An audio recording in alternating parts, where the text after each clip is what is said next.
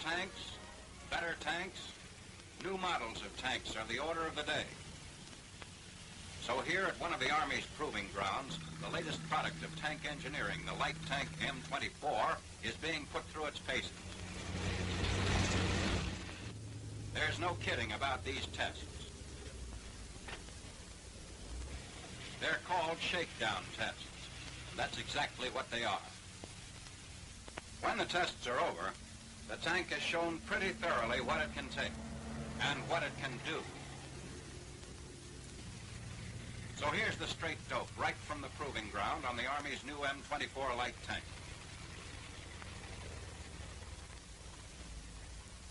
When you compare it with its forerunner, the light tank M5, you'll catch some radical differences right away. First, compare the armament. The M5 has a 37mm gun and 3 caliber .30 machine guns.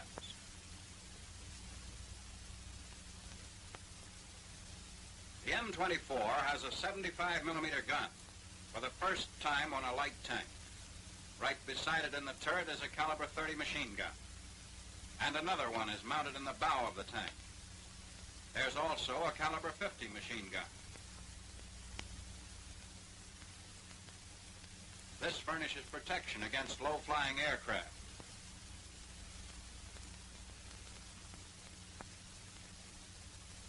Next, compare the suspension systems. Here on the M5, we have volute spring suspension.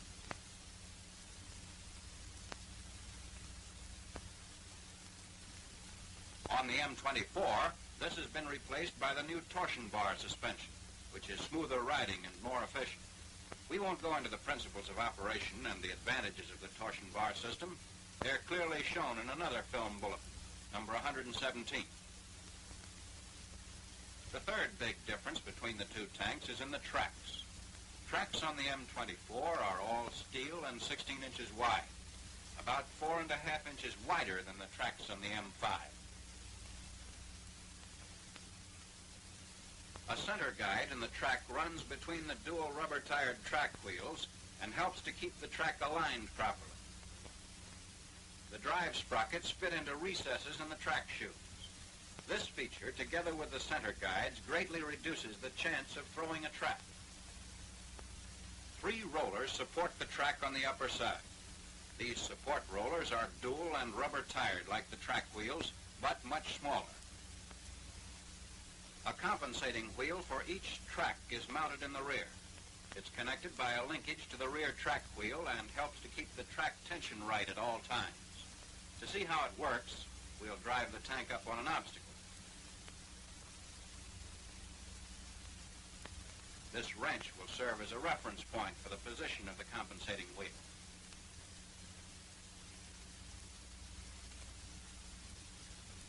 As the rear track wheel is lifted by the obstacle, the linkage moves the compensating wheel to the rear, taking up the slack. Thus, any movement of the track wheel is offset by the compensating wheel.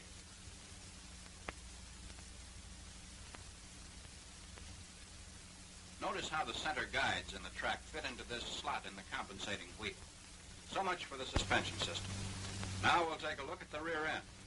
By swinging the turret out of the way, we can get at either of the 2 radiator filler caps.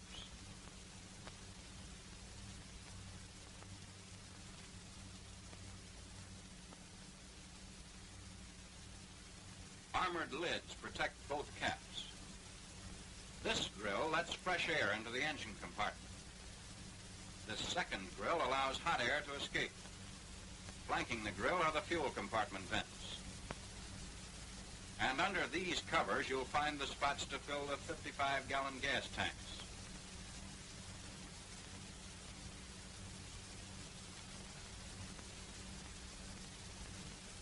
The M24 is powered by 2 V-type 8-cylinder engines developing 110 horsepower each. Here they are, designed for quick and easy servicing. Carburetors, distributors, spark plugs, and other units which require constant attention are placed within easy reach. Engine and transmission oil fillers are clearly marked. This helps greatly to prevent mistakes. Tubes lead to the carburetor air cleaners in the fighting compartment. All covers can be removed easily. With the air outlet grill off, engines can be pulled or installed in a couple of hours, a full day's job on the M5. The engines are the same as those on the M5, but they're placed level and parallel, and the radiators are down in front. The fans are directly behind the radiators. They're driven by shafts which run the length of the engines and are connected to the generators. To function properly, these assemblies must be well lubricated. On each side of the engine compartment are a fuel tank and two standard 6-volt batteries. All four batteries together supply the tank's 24-volt system. There's an electric fuel pump in each fuel tank. One of the pumps must always be working to keep the fuel flowing. The fuel line from the fuel tanks to the engines contains no filters which would need cleaning or checking.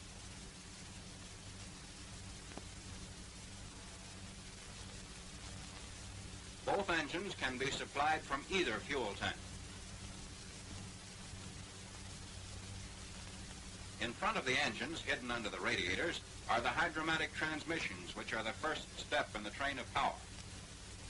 Now let's leave the engines and trace the train of power all the way to the drive sprockets.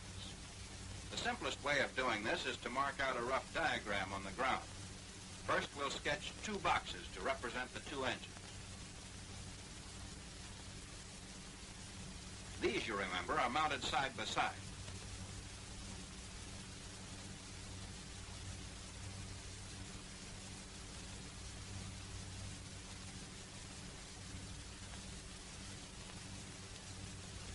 Each engine is connected to a hydromatic transmission.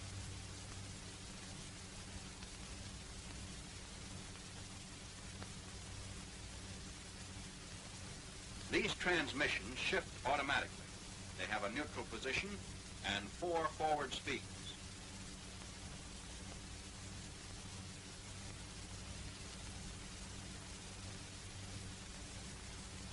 Both transmissions are connected to the transfer unit, which is mounted in the floor of the hull just ahead of the two transmissions. Here, the power output of the two engines is combined.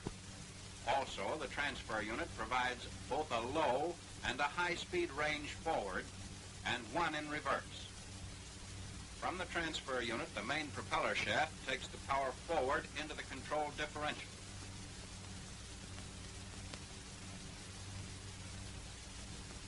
This, in turn, transmits the power to the drive sprockets.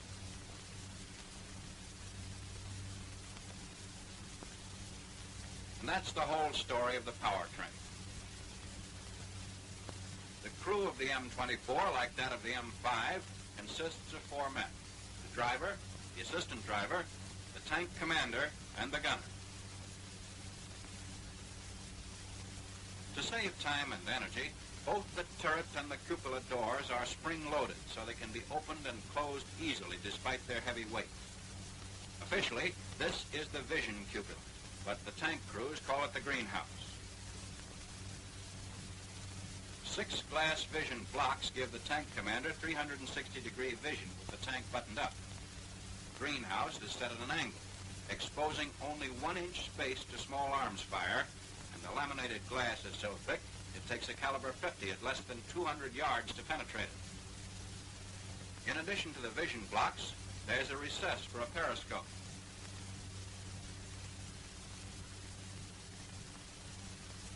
The center plate of the cupola door with the periscope can be rotated through 360 degrees. The plate rides on ball bearings, which, incidentally, should never be lubricated. They must run dry, otherwise dirt and dust would stick to them and gum the works.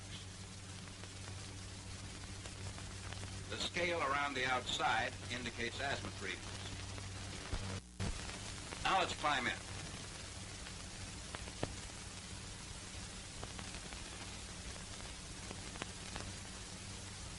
All seats are adjustable and can be raised or lowered as desired.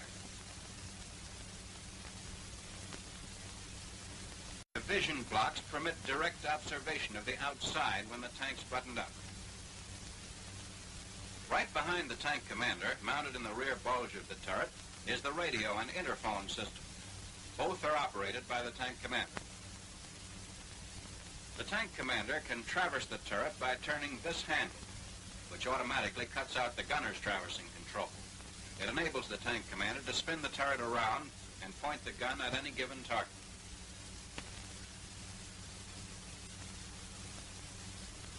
The turret can be rotated 360 degrees in either direction.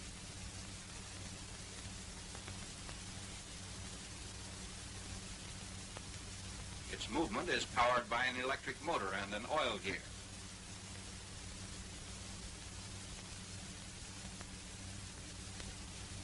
The gunner's seat is in front of the tank commander's. And here is the gunner's power traverse handle.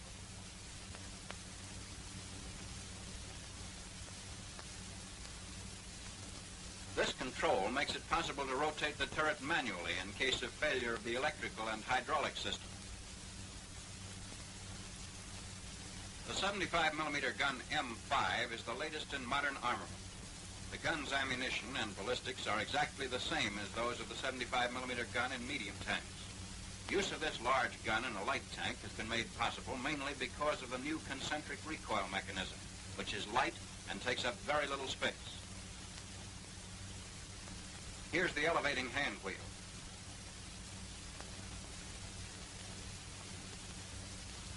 The gun can be elevated 15 degrees and depressed 11 degrees.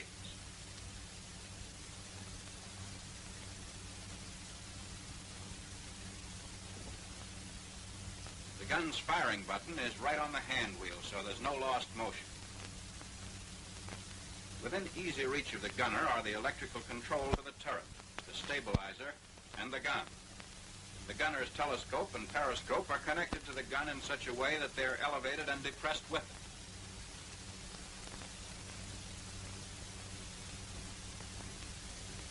Of course, they traverse with the turret.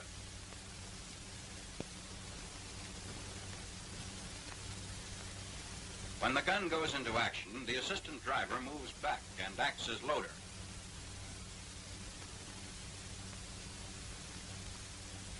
The 48 rounds of 75mm ammunition which are carried in the tank are stored beneath the subfloor and are protected from fire by liquid-filled containers. A hit on the ammunition will also puncture the containers and flood the compartments, cutting down the chances of fire. This looks like good space to set down your odds and ends, but you'd better not. Underneath it is the escape door, the only way to get out of this all-welded steel hull in case of trouble. It must be kept clear.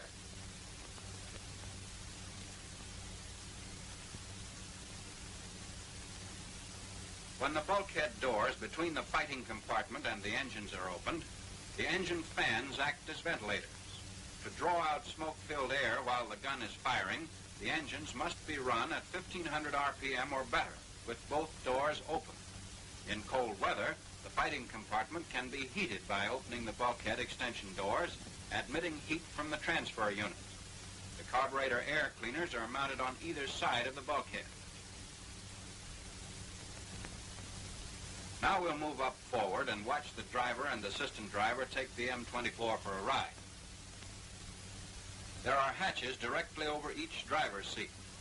These doors swing up and out, and when they are open, they must be locked tightly. So eliminate all chance of the heavy doors swinging shut while your head's in the way by always making certain the latches are secure. The first step in getting underway is to switch on the master battery switch, located in the rear of the fighting compartment. Next, the driver turns on the ignition switches, one for each engine, and the warning signal should light up. But wait a minute. First, the emergency ignition switch must be turned on, because it's wired in series with the ignition switches. The light should always be on before the engines are started. But never drive with a warning light on. Instead of oil pressure gauges, red signals light when engine oil pressures drop below 12 pounds. The same lights come on when engine water temperatures rise above 240 degrees. There's also a water temperature gauge for each engine. Other warning lights come on when transmission oil pressures drop too low. These levers control the electrical fuel pumps. To lengthen the life of the pumps, only one should be operated at a time. You'll hear the engine splutter when it's time to switch over. With the transmission and transfer unit shift levers in neutral, we're ready to start the engines. Push both starter buttons at once. Make sure the warning signals go out. After selecting the gear range, all the driver has to do is step on the gas. The transmission will shift automatically. If more power is needed, the transfer unit is put into low range with the tank traveling under 10 miles per hour. To do this, the driver puts his left foot on the neutral pedal. This is a quick way of placing the transmissions into neutral.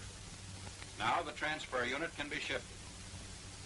Then, when the neutral pedal is released, the driver again steps on the gas and the tank travels on in low range.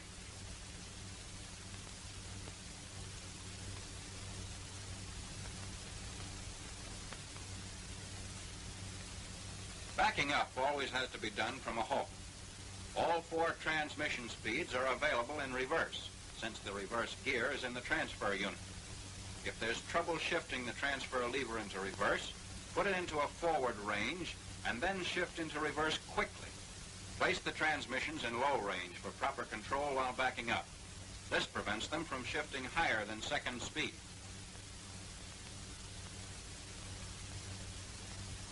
If one of its engines fails, the M24 can still operate.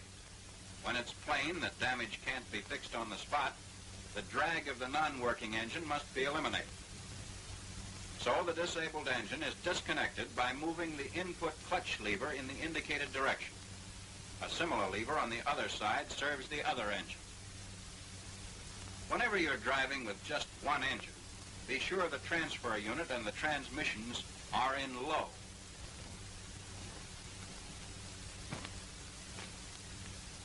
The tank can also be driven in reverse with only one engine.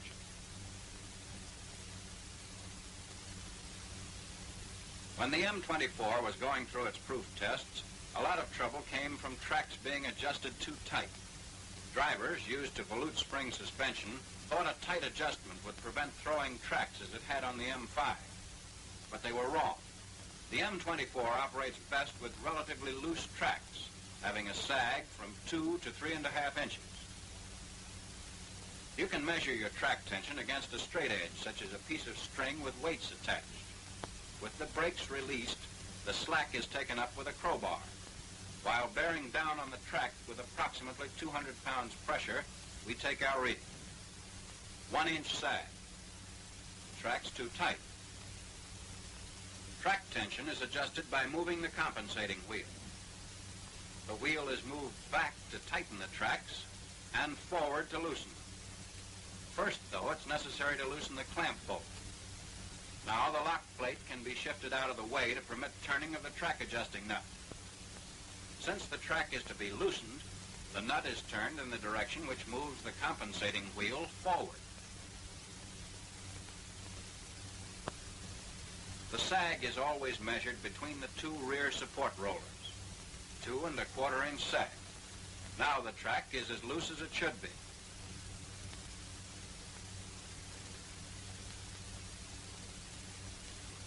Here are some other items which might give trouble unless they're carefully and frequently checked. Shock absorbers, track wheels, and suspension arm stops. Careful preventive maintenance is absolutely essential on any kind of equipment to get the most out of it. The M24, with its low center of gravity, its wide tracks, and its turret directly in the center, provides a solid firing platform for its heavy armament. It's a light tank, all right, but it packs a mighty wallop.